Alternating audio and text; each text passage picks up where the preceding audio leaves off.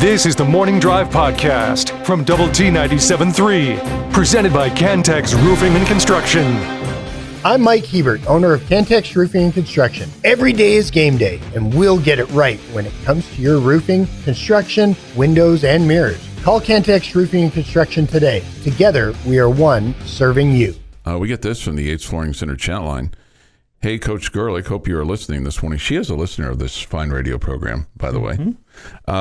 Lady Raiders get the W tonight. Hashtag Red Raider Nation behind you all, the 100%. Hashtag Wreck Texas. And then with a basketball, and then with an orange dot and a black dot a red dot and a black dot for the Lady Raiders. Nice. How about that? How about that? So there you go.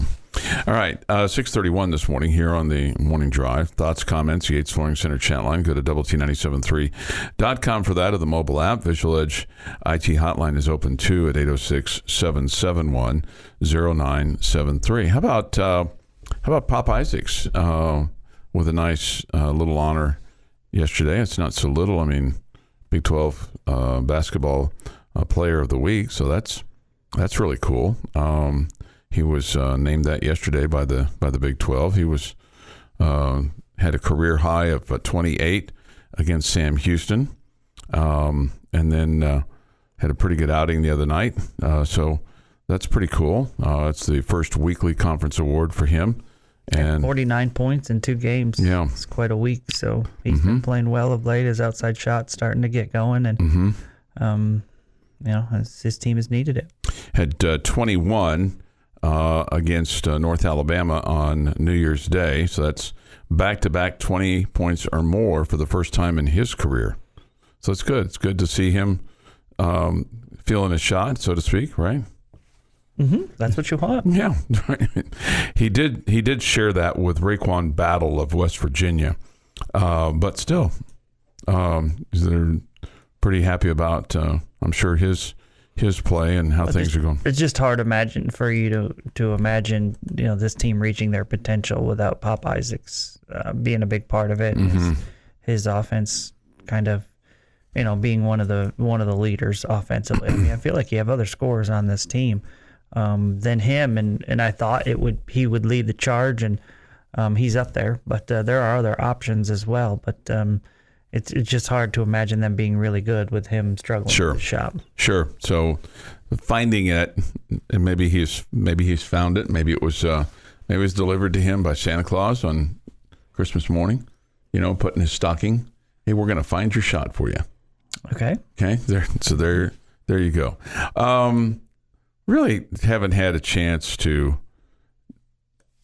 talk about this. I thought it was really just odd. We don't really don't get into the NBA very much, but did you see this story about the guy from Denver? I think his name's Alex Gordon, who had to miss some games because of his dog biting him in the face and getting stitches and stuff like that. I did see the story. He blamed it on Aaron Gordon, not Alex Gordon. Aaron Gordon. I'm sorry. Alex Gordon played for your team. The Royals. Oh, that's right. He's a baseball player. He's a baseball player. Yeah. Well, I certainly wasn't thinking baseball. Anyway, he blamed it on too much eggnog, and he was roughhousing with his dog. And it's like, okay, too much eggnog. I mean, I would think that you would really have to spice up the eggnog to put yourself in that position, or like I said, that seemed like I guess you could get into that situation. Jeff, have you ever had too much eggnog when you were playing with your dog? I mean, most of the time when I've had eggnog, it's been here. And Johnny Mace made some pretty strong eggnog back in the day. Sure. So I could see someone having a couple of cups of that and not realizing that it's half whiskey. I think it's what Johnny's measurements were. And if you're roughhousing with your dog, things can happen. Sure. Yeah. But, that's when you and your dog have to know when to draw the line and not get that drunk when roughhousing. I would think that probably your dog, Winfield, he wouldn't, no matter how much eggnog you had, probably couldn't get riled up enough to put you in a position where you would be unavailable for this fine radio program? Any dog has the potential to get angry and do damage to someone, especially if you're sticking your face near his face. So I don't drink eggnog, so I don't feel like that's really likely to happen. I also don't throw my dog around or do anything to make him that mad. He's also every bit of 14 pounds or whatever. Right. So you would feel like that you would be able to handle that pretty good. I mean, an angry dog's an angry dog. You've seen stories of small dogs that are protecting their owners or whatever and can do some damage, whatever. But that's the whole story is believable. I'm imagining that Aaron had a good-sized dog that was capable of doing damage, and if you're overserved, as you like to say, it's possible that you don't know exactly. You're doing things that aren't real smart, and he probably was too rough with the dog, and the dog turned into the animal that he ultimately is. Right. And so it's hard to blame it too much on the dog, but I don't know the story. Maybe the dog's been ferocious before. Ferocious. Yeah, I don't know. I have no idea. I'll bet it was a Chihuahua, though. Yeah. Because those things are vicious. Anyway, I saw that and just thought I'd pass that along to you guys. It's a sad story as far as I'm concerned. You hate that it happened to him, and I'm glad to hear that he's not necessarily blaming the dog. No, to a certain degree, unless the dog really is a ticking time bomb and he's just making up an excuse to make sure that the dog doesn't, face the consequences. Big 12 basketball last night. Kansas State beats Chicago State 62-55, and number 18 Baylor takes down Cornell 98-79. Okay, so that was last night. Looks like a conference that is full of tough games. Yeah. It's not going to be an easy one. Chicago State is going back to back in the Big 12. They traveled from Manhattan to Stillwater, or will today, depending on what their deal is. They'll play Oklahoma State tonight. Making some money at Gallagher-Iba. Yeah, Chicago State 7-13, Oklahoma State 17-7-5. They're 17.5 point favorites tonight. So back-to-back night. They're going to play. Yeah, back-to-back. I don't know if there was any. I don't know if there was any kind of. What do they call it in the NBA when the player rests? Load management. Load management. That's the word I was looking for. Thank you. I don't know if there's any load management going on with Chicago State going into tonight's game. It feels like K-State is not the same as what they were a year ago. Of course, they lost one of their best players because they kicked him off the team, and he promptly became eligible at Memphis. But just when you kind of look at the Big 12 right now, Houston's at the very top at 13-0 in non-conference play, and then BYU is right there with Kansas and Oklahoma in terms of just records now at 12-1. So maybe it's a situation where the newcomers in the Big 12 are going to have more of an impact in men's basketball than what the newcomers did in football. I think that's fair to say. Well, right off the bat, you have a team in Houston, and you put top five team, 4 or 5. So they're ranked third right now. Yeah, so that's right off the bat, you have a highly ranked team there. So I think that would make you say yes. As far as on the men's basketball side of things, obviously on the women's basketball side of things, they were picked 11 through 14. So not going to make as much impact there. But nobody was really a factor during football season, as far as those new teams go. So it'd be hard to imagine that Houston would be less than that. Right. And then even... And then BYU's ranked, or they have been ranked. They're ranked, they're 12th. Still ranked, yeah, okay. So, yeah, it feels like in basketball it's going to be a bigger immediate impact than it has been than it was for football. I am curious about Cincinnati. They're 11-2. And even UCF is 9-3. I wouldn't expect those teams to be, at least UCF. I wouldn't expect UCF to be much of a contender. But you never know until you kind of see the whites of their eyes, so to speak. Your daily dose of sports and fun. This is the Morning Drive Podcast from Double T 97.3, presented by Cantex Roofing and Construction. Time for this day in sports history. Today is January 3rd, 2024. Here is Jeff McGuire. Going to start in 1971. The very first AFC and NFC championship games took place. Mm-hmm. The AFC saw the Baltimore Colts beat the Oakland Raiders 27-17. And in the NFC, the Dallas Cowboys beat the San Francisco 49ers 17-10. 1983, Tony Dorsett stands in the backfield. He receives the ball. He ends up in the end zone after a 99-yard touchdown run to defeat the Minnesota Vikings 31-27. Nice. 1991, Wayne Gretzky becomes the fastest and youngest player in NHL history to score 700 goals. Took him just 886 games at the age of 29 years, 342 days. So he's got a birthday coming up soon.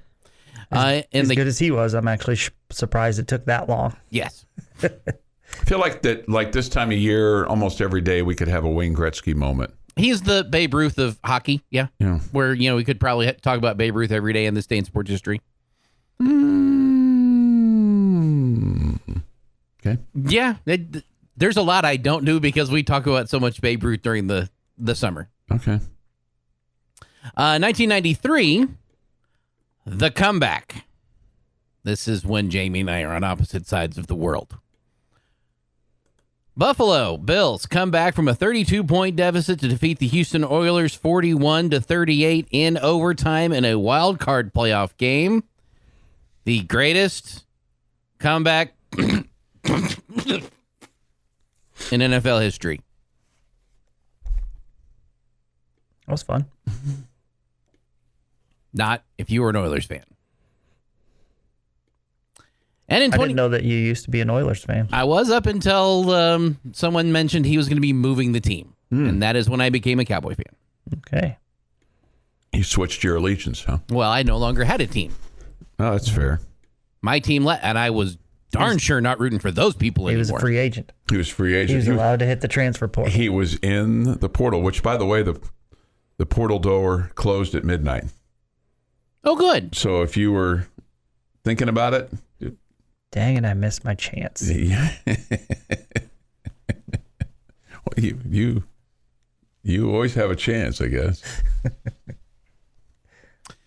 And in 2017, trailing by 2 points, Naeem Stevenson found Anthony Livingston, who calmly swished the go-ahead three-pointer with 4.6 seconds remaining to deliver the final punch of a drama-filled 77-76 overtime triumph for the Texas Tech men's basketball team over number 7, West Virginia.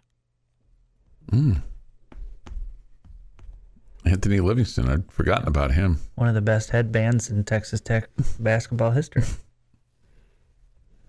Happy National Chocolate-Covered Cherry Day.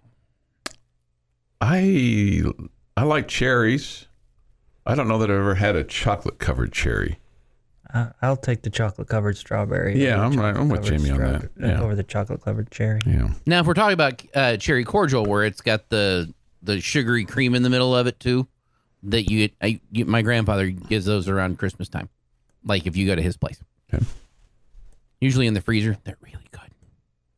Happy birthday, former Red Raider basketball player Jason Sasser, 50 today. Yeah. 50. Wow. He's one of your classmates. That makes sense. He was going to school and I was going to school. Yeah. Mel Gibson, 68. Michael Schumacher, 55. Eli Manning, 43. Jim Ross, 72. And Cheryl Miller is 60. And in this day in 1834, a group of colonial leaders met to draft a constitution that would create a new Anglo-dominated Mexican state of Texas. The colonists hoped that their decreasing influence of native Mexicans, whose culture and loyalties were more closely wedded to Mexico City, would argue more effectively for the American-style reforms. Once they had hammered out the new Constitution, the colonial leaders directed Stephen F. Austin to travel to Mexico City to present it to the government, along with a list of other demands. Austin ceded to the will of the people, but President Santa Anna refused to grant Texas separate status and threw Austin in prison on suspicion of inciting an insurrection on this day in 1834. When he was finally released 8 months later in August, Austin found that Anglo-American colonists were on the brink of rebellion. And that is this day in sports history. You'll have more on that as the year kind of goes on. Yeah. Goes on, right? All right, this day in sports history. I don't get it all, but I don't miss much Texas history. All right, 6:52 this morning here on the Morning Drive. David Ortiz, Jamie, and his girlfriend, Maria Yarabel Martinez, are expecting their first child. My guess is that you and Mrs. Lent, when you were getting ready to have babies, did not do a gender reveal, a big party, and, do something where you would... You didn't get the invite? Have a big gender reveal. And my guess is the gender reveals, I think, are more popular today than they were when your kids were born. That's a shock, isn't it? It's just a shock that people of today want to dramatize things and draw attention to themselves more than they did 20 or 30 years ago. That's the shocker of the day. So, Ms. Martinez...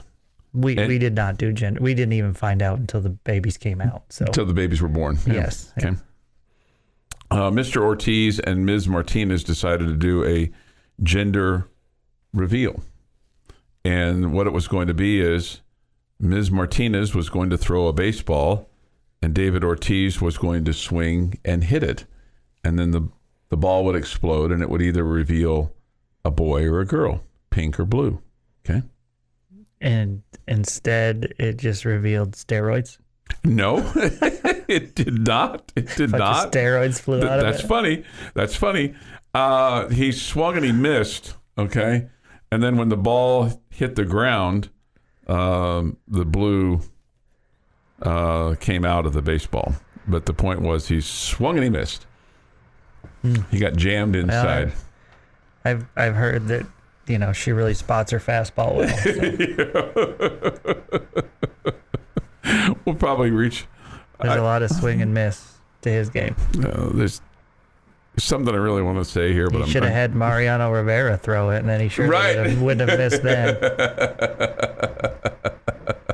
See, I had to do it to myself. You had to do it to yourself. Yeah. You had to do it to yourself. 6:54 this morning here on the Morning Drive. Thoughts, comments, Yates Flooring Center chat line. Do you think the love that everybody has for Big Papi, he's fun-loving guy, big charismatic guy, do you think it changes if, it's brought out that he was one of the guys that was using?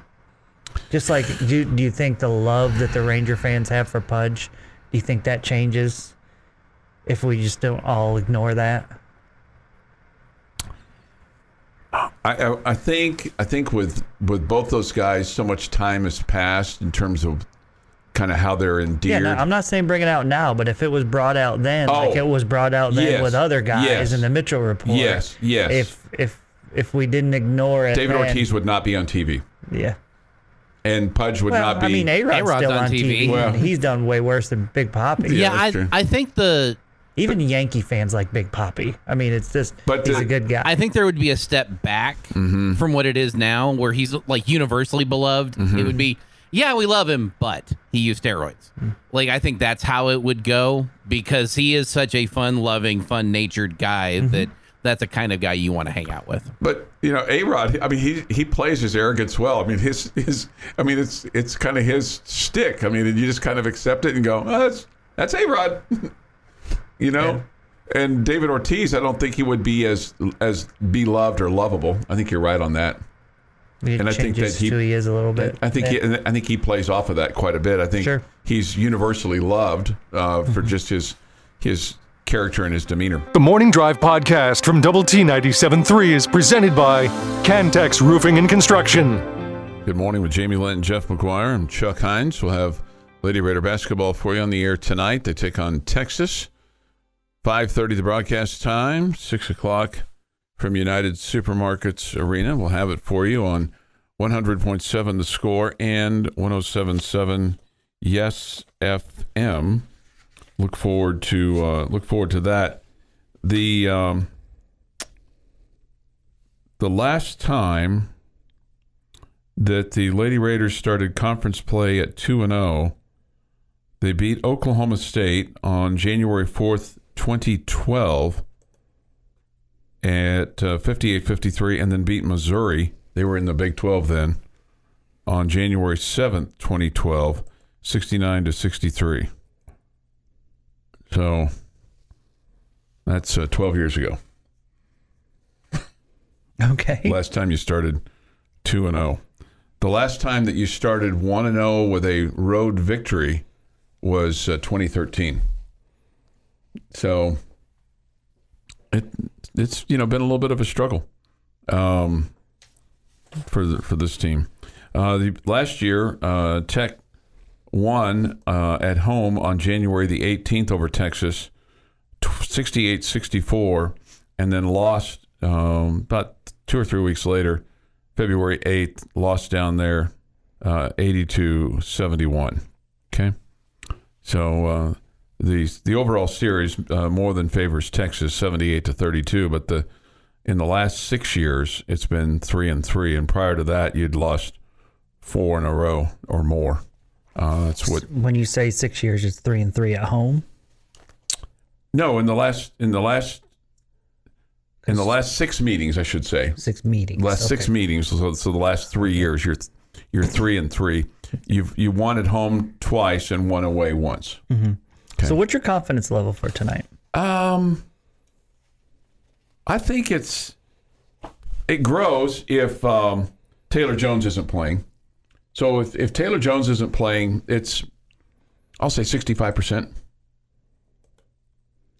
Because she's their leading scorer and their leading rebounder. 65, okay. If she plays? 50 at best. I mean, you'd have to play lights out. But I think it's very possible. But you're going to have to take care of the basketball. You cannot turn the ball over 20 plus times. Mm-hmm. You cannot let them have the points off turnovers like they've been getting. I mean, in the non-conference, they're averaging 30 points off turnovers. Yeah. And then the other thing, and this is kind of a new stat that I'm following, and I've kind of gotten turned on to it by the Tech coaches. It's the percentage of rebounds back off of missed shots. So your percentage of second chance opportunities. Okay.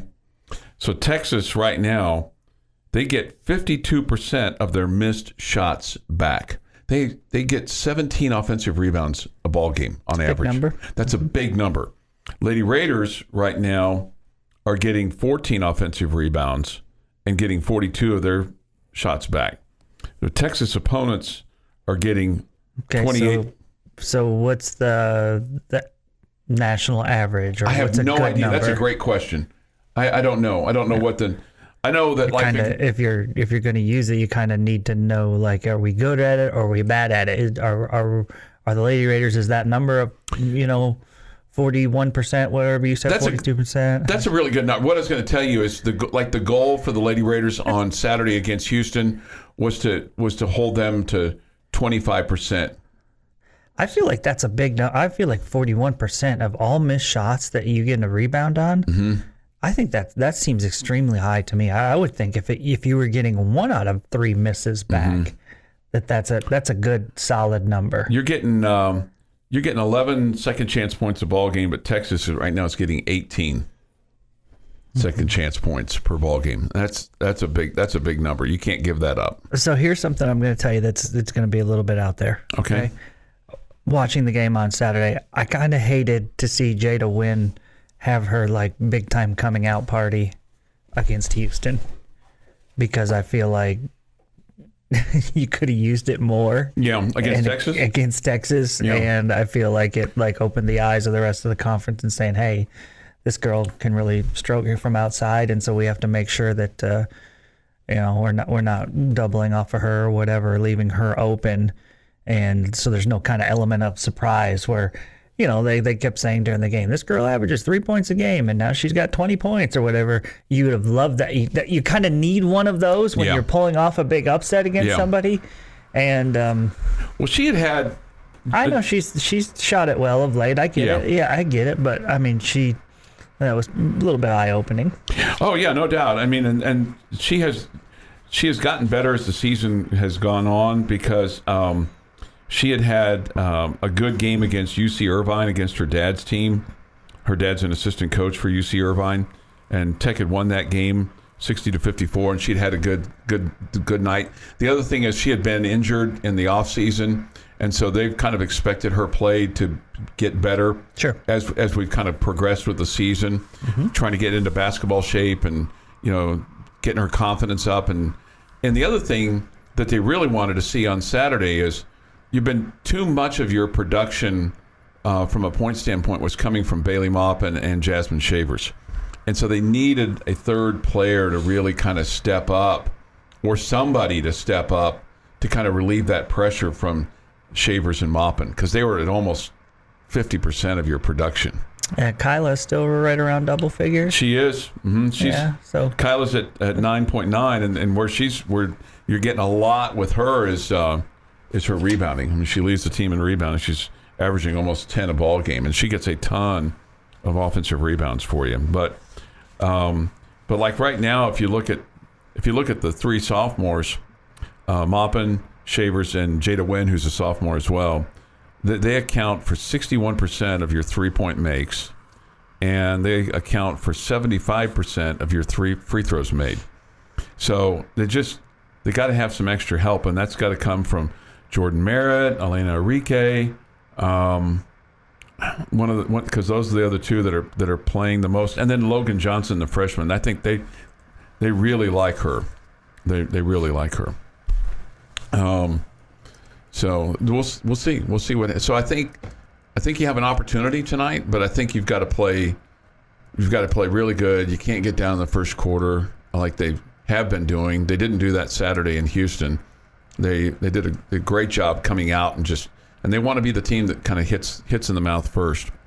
Somebody asked, is this a tourney team? It's a postseason tournament team right now, I think, between the NIT and the NCAA. I think you're going to have to win 8 games minimum on the Big 12. It's doable, but you have to play pretty good basketball every night. I mean, you can't. This would be a game. I think this would be a game that if you win this game, you kind of feel like you steal one, because you've got Texas tonight and then you got Kansas on Saturday. And I think if you split these games, then you would feel pretty good about kind of where you are for the first 3 games of the season in Big 12 play. Because Kansas was a team that won the NIT last year. They have some losses, but they have some of their big players back as well. I mean, they had some losses in the transfer portal that they didn't necessarily expect, but they've got some production back that makes it difficult to play them. So that'd be my thought. Would be you split this week, you feel pretty good about kind of where you are heading into next week, where you go to Oklahoma State and to Oklahoma, and again next week feel like opportunities there to win at Oklahoma State, and maybe you have a chance to win 2 next week. So you might have a chance to win 2 next week. So that'd be big. So I think it's one game at a time. But I mean, you win tonight against a top 10 team, albeit they're injured. It's still a top 10 team. But they're not at full strength. Even though they're not. But you'll be happy to take advantage of that. Absolutely. The girl to watch out for where you're not. The girl to watch out for tonight is Madison Booker. She is a freshman. She is the preseason freshman of the year in the Big 12. And right now she's averaging 13, but she had 25 the other night against Baylor. Mm-hmm. And she is big, and she'll run the show. She's 6'1", so she'll be a person really to contend with tonight. If you can contain Booker and they don't have Taylor Jones, you're going to win the ball game, especially if you don't turn it over. But you got to take care of the basketball tonight. The Morning Drive podcast from Double T 97.3 is presented by Cantex Roofing and Construction. Time now for Jamie's question of the day on Lubbock Sports Station, Double T 97.3. All right, very simple question for you today. Good. I was hoping for an easy one. All right, I didn't mean for yesterday's. He didn't say easy. He said simple. It's different. I didn't mean for yesterday's to be so difficult, so I'm gonna make sure and dumb it down a little bit. You got to play to the crowd, yeah. Okay. So I want you to tell me, if this Red Raider men's basketball team is going to make the postseason, who's the player that needs to step their game up? Well, for me, I think you got to be better around the rim. I just feel like that whether it's rebounding wise or finishing wise, you've got to be better at the rim, and I think that starts with Warren Washington. He was better the other night, but I just wonder when you get into Big 12 play and you get into the physical nature of it, and we're going to find out starting on Saturday when they play at Texas. Can he? I don't want to use the word man up, but can he be stronger at the rim? Because I feel like that you haven't finished at the rim. Okay. Chuck kind of stole my answer, so I'm going to go with my backup, and this feels a little ridiculous from what happened, yesterday. But I'm putting Pop Isaacs as my second guy on this list. Yes, I know he's the reigning Big 12 Player of the Week, and all credit to what he did last week. But if they're going to take that next step, we've seen situations where he's done this. I think if they're going to the Keenan Evans type guy at times, where you've got that reliability, where it's not just the, hey, I've got 28 this week, and then a couple of games before he had 12 kind of concept, like the consistency that needs to be there. And I'm not saying he's got to score 28 a game, but the consistency needs to be elevated if this team's going to make the tournament as a second option. I am 100% buying what Jeff McGuire is selling here. Okay, I know what Pop Isaacs has done scoring wise. Okay, but he's your go-to guy, and he's shooting 36% from the floor and 28% from 3-point range. He's and to me, he's trending in the right direction here, where he's done better. This over the last week or so, and that's why he's the Big 12 Player of the Week. Maybe last couple of weeks, he's done it. Okay, so if Pop Isaacs is doing what he's been doing, I don't expect him to score 50 a week. Sure. Okay, but if he's shooting a much higher percentage, then I think you've got a much better chance to be a more consistent offensive team. I think that forces defenses to focus on him a little bit more, and opens things up for other guys, all the above. But I just think he's got to shoot it better than he has over the course of the full season. If you want to tell me he's going to do what he's been doing the last 2 weeks, then I'm saying, yeah, just keep doing that. Okay. But I do think it's Pop. I think Pop is the answer here. Again, I think he's done good things. I still think he's been really productive for you. I still think this team's doing a great job of moving the ball. I just expected him to be more money when it comes to shooting threes than he has. Again, I would guess he probably would say the same thing, shooting at 28%, okay, or 28.9, so 29%. He would expect that percentage to be up, and I think it's a different deal if he's knocking in threes at a much higher rate. Okay. Pop right now is 62 of 164. Oh, no, that was last year. Sorry. 66 of 185. Thank you. 28 of 97 on threes. Thank you. I was trying to pull that up real quick and picked the wrong year. I knew as soon as I said that, I was like, wrong. But again, I still think he's done good things this year, and I still think, he's been one of your best players this year. And what he did last week was very well deserving of the Big 12 Player of the Week. He just needs to keep doing that.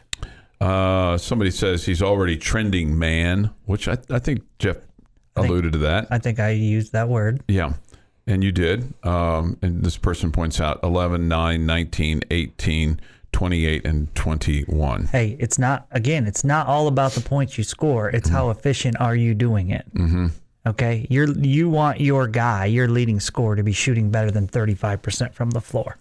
Okay, and if you are considered to be a great shooter, Davide Moretti was shot what at the 3-point line? Like 45%. Yeah, he was really good. 29 to 45 is a big difference. Sure. This from the Yates Flooring Center chat line. I like Chance and Kerwin. They are your true outside shooters.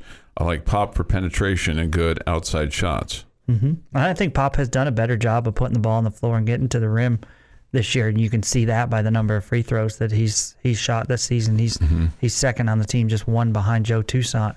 He's already taken 58 threes. So yeah. Let's also 58 free throws, I should say.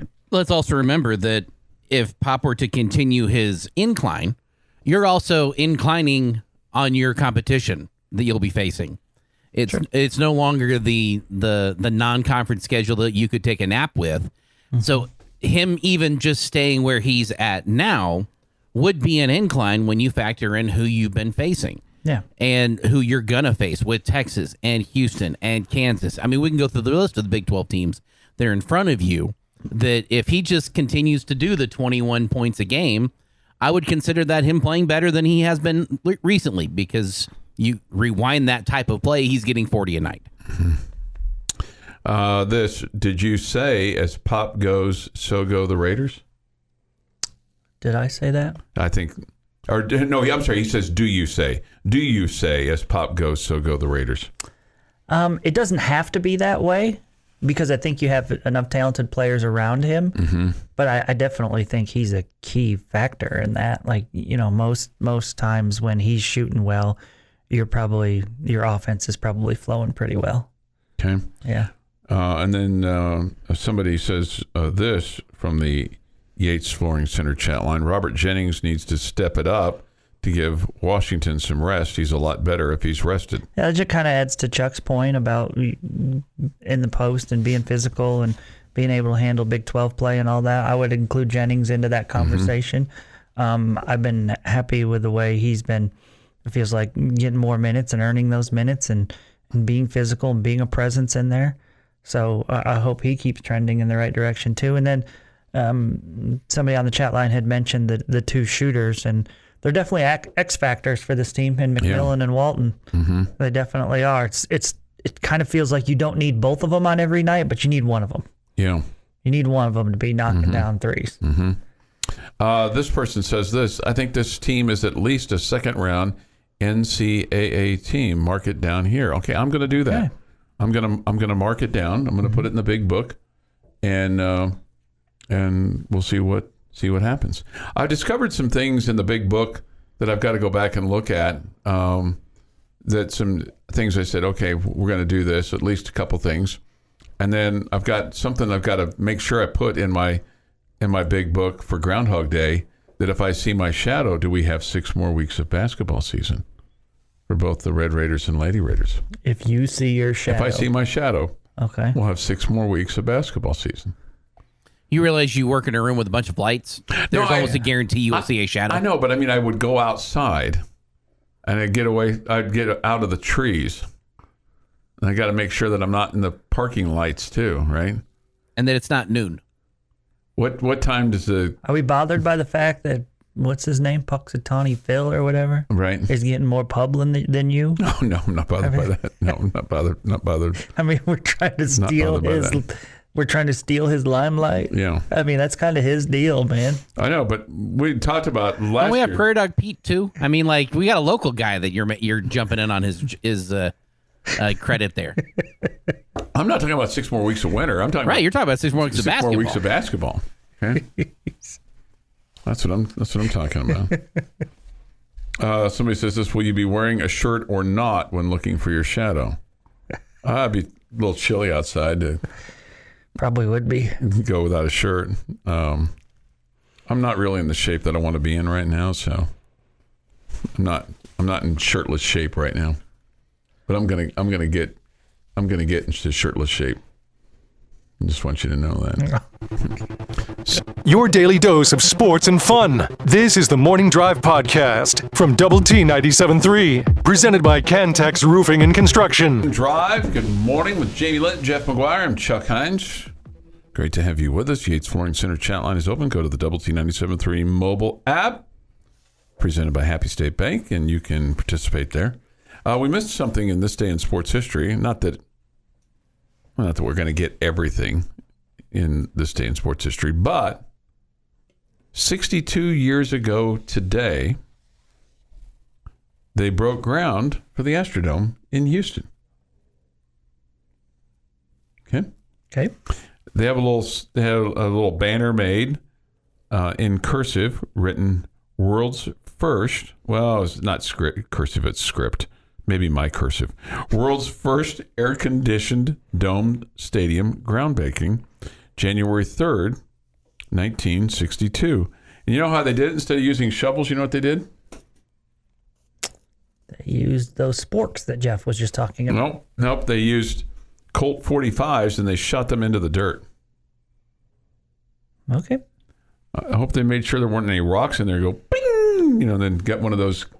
That would never fly in 2023. Dignitaries 2024. No. But seems it turned out pretty good though for the old Astrodome. All right, so I'm in. You know why they use Colt 45s? Yeah, because they were the Colt 45s. Okay, yeah. That was the part of the story you didn't tell that we were sitting with. So I was making sure that you did in fact know. Yeah, they were the why. Colt 45s at the time, and they changed the name to the Astros because of all the space stuff that was taking place in Houston at the time. There was a lot of it. Still is. Still quite a bit. The Manned Space Center there, now named after. They would have had to have changed anyways eventually when. Yeah, if the Washington Bullets can't be the Washington Bullets, which is they were a better team when they were the Bullets. Now that they're just, I don't know what. When was the last time they were a good team? When they were the Bullets. When? Yeah, when was it? Like the late 70s, early 80s. They were the Bullets for a long time after that, and they were terrible. And they were terrible, right? Yeah. All right, so I'm doing some Red Raider baseball work, and I'm needing some tidbits for folks. You are. Yeah. Well, Okay. I mean, I'm doing some, having some conversations with folks about Red Raider baseball. And what if you compared today to a year ago, how much better is this team? Just 20,000-foot view of what you're viewing as this upcoming season, 44 days from now? I guess I would tell you that you have a lot more knowns in the lineup, and you feel like you have a lot more depth in the pitching staff. And we don't necessarily have the injuries per se. Well, the season hasn't started. Well, that you had maybe a year ago. Didn't you have some concerns going into the season last year from a pitching standpoint where you knew that you were already going to be down an arm here or there? Jack Washburn had injured himself in the fall, and you weren't going to have him. So I guess, yeah. Do we have him this year? We do. Okay. Mm-hmm. We're expecting good things from him. We sure are. Okay. Mm-hmm. There's one. Who else are we expecting good things from a pitching standpoint? Well, I think that there's just so many different guys that right now I think are in contention for the starting rotation, and guys that we saw last year. It's hard for me to want to pinpoint anybody as a starter, and the reason I say that is because Coach Tadlock, as we've seen before, a lot of times he'll take his best pitcher or second best pitcher and make them a reliever. But I think that you can pencil in Kyle Robinson to the Friday spot. And he was actually your Friday starter last year on opening day and did not pitch well, and a few weeks later was out of the rotation. But the way he finished last season looks like he kind of had worked through some things, and he looks like an ace. He looks like a Friday night guy. So it would be hard to imagine him not being a starter. Zane Petty, another guy that was a freshman last year that pitched a lot on the weekends, pitched in the midweek some. Zane early on in the season last year, just kind of wild within the strike zone and was pretty hittable. But as the season went along, just got better and better and threw really well in the postseason. So I would expect Zane to be a guy that is in the mix there for a starting weekend spot. Washburn, who we just talked about, he's got lots of experience, and if you don't know, that's Owen's older brother. He transferred from Ole Miss, where he won a national championship, and he sat last year because of the injuries. But he's been primarily a reliever in his career, but there's potential there that he could be a starter. I think those are the three guys that really jump out at you. Feels like Zane Petty's been here more than a year. Oh, just a sophomore this year. No, I know, but I mean, just with as much conversation as there's been about him. Yeah, he was a guy that got drafted, and a lot expected of him. And like I said early on, it just felt like he was missing too much over the heart of the plate and was getting hit pretty hard. But love what you have coming back in the bullpen, and Sanders and Bridges and Free, some really veteran arms. Lysick, another one, some veteran arms. Trendon Parrish will be back in the mix as a starter or a reliever. I mean, he's been successful in both spots. Other guys that we saw a lot of last year that were kind of forced into a role as freshmen, and Tabor Fast and Jacob Rogers, a lefty or righty there. I think those two, if they keep progressing in the right direction, can be really good for you. So there's just a lot of guys and that's not really even talking about like a Max Huffling, the guy that transferred from ACU that just dominated you when he pitched against the Red Raiders. Adding him to the mix, I expect him to be a bullpen guy. There's just a lot of arms that you feel good about heading into the season. Somebody asked us, do we have a dominant closer this year? Yet to be determined. I mentioned those three guys. I don't. It's been pretty rare that Texas Tech has had just one guy. Yeah. I guess you would have put McMillan back there as some of that. Beater, his freshman All-American season. Big John. But those three bullpen arms that I just mentioned, I think are guys that, are going to kind of share that role. Just kind of depends. Have you ever caught a bullpen for any of the guys and given them some tips? Like talking to Zane Petty about, hey, maybe you need to get it over the plate a little bit more. I really do stay in my lane, okay? Do you think I you think could? Coach Tadlock would worry for my safety. If you caught bullpen? Yes, I would. You don't think he'd ever throw you back there and do that? Hey, Jamie, grab a glove. We're a man down. Coach Tadlock is probably just can look at me and see my lack of athleticism and feel like, I don't know that Jamie could, I don't know if that's his skill set. I don't know that I would want to try to catch a 100-mile-an-hour fastball. If I had the gear on, I wouldn't mind. But don't throw me anything off speed that I have to get down in the dirt and that thing's going to bounce up and hit me in the gut or the chin or whatever. Who do you think would have a better crouch behind home plate, you or Hacks? Hacks. I mean, he's been a catcher. I know, but don't you think like you're a little more flexible than Hacks? Probably, but he's done it before. Did you not see that catch he made in the booth? I saw it. Yeah. It was a perfect catcher for him. I saw it. Reached out and grabbed it like he was snapped right there. Yeah. Bang the microphone. Framing it. Yeah, framing it. Yeah. Bang, Bang. 8:24 this morning here on the morning drive. I think Hacks probably would prefer to do it like they do in batting practice where they have the guy back there sitting on a bucket. He probably would prefer that. Sitting on a bucket. Yeah, rather than having to, crouch. I don't want to give Hacks too big of a head, but as we were getting off the bus the other day, Coach Gerlich asked Fink and I if there was anything that we said when we made a three, and we got nothing. Like, no. We got nothing. That's not true. Fink will say yes, ma'am. Yes, ma'am. Yes, ma'am. But I mean, no, bang. I think she wanted a bang. So I don't know. We might get traded.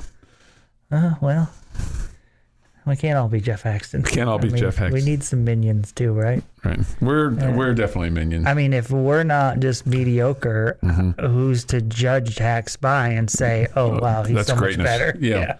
Greatness. Yeah. I do think Fink's got a better and one though with Bailey Maupin. I didn't go for Hillary Bailey Maupin.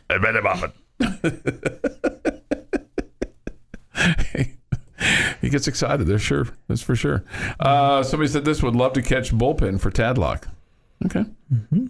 I'm sure there'd be plenty of takers, guys out there that would say, "Hey, sign me up for some of that." Yep.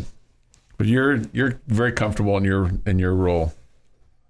Yeah, I mean they have people that are that do on that? staff and are student trainers and all Capable. that. They don't need me. This has been the Morning Drive Podcast, presented by Cantex Roofing and Construction. Check out our library of Double T 97.3 podcasts at doublet97.3.com.